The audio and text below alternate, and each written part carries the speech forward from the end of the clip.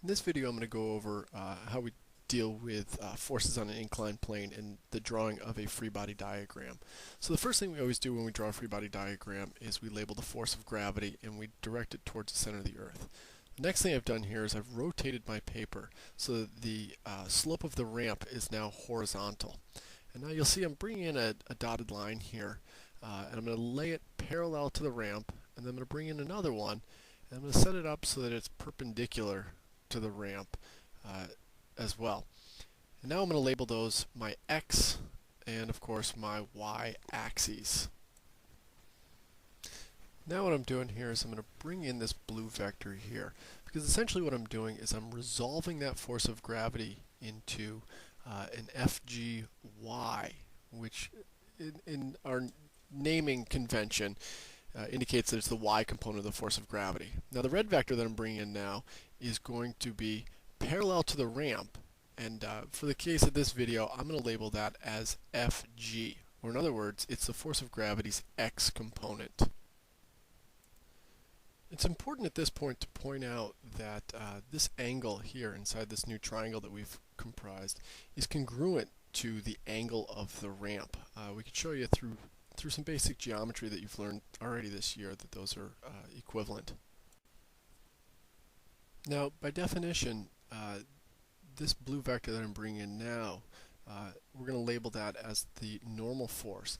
And again, by definition, it is equal and opposite the force of gravity's y component. So in order to figure out the normal force, we first need to break down that force of gravity into an x and y component, and then we set the force of gravity's y component equal to the normal force.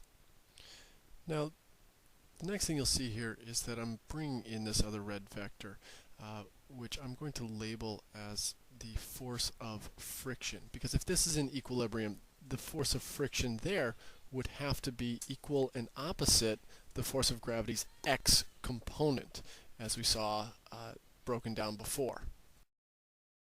Now if you step back and look at this free body diagram as a whole, you have two red forces and two blue forces.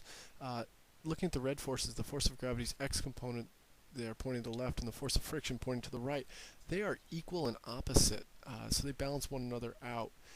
In the blue forces, you have a normal force pointing up and the force of gravity's y component pointing down. They are equal and opposite. So this object is said to be in equilibrium because both the x and y axes have their balanced forces.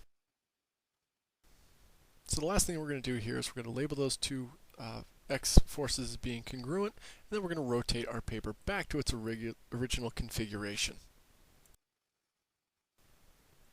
So what makes a block start to slide down a ramp? Well, it's that force of gravity's x component that's ultimately responsible for a block moving down an incline. Of course, the force of friction, the other force in the x direction here on our diagram, is also responsible in part for whether or not this thing starts to slide. As the ramp gets steeper, you could visualize that the force of gravity's x component is going to get larger and the force of gravity's y component is going to get smaller. Now, if the force of gravity's y component gets smaller, then the normal force gets smaller. And you know that the force of friction is dependent upon the normal force because the force of friction equals mu times the normal force. So if Fgy is getting smaller, then Fn is getting smaller. And if Fn is getting smaller, so too is the force of friction. And therefore, as the ramp gets steeper, Fgx gets bigger and the limits of the force of friction get smaller.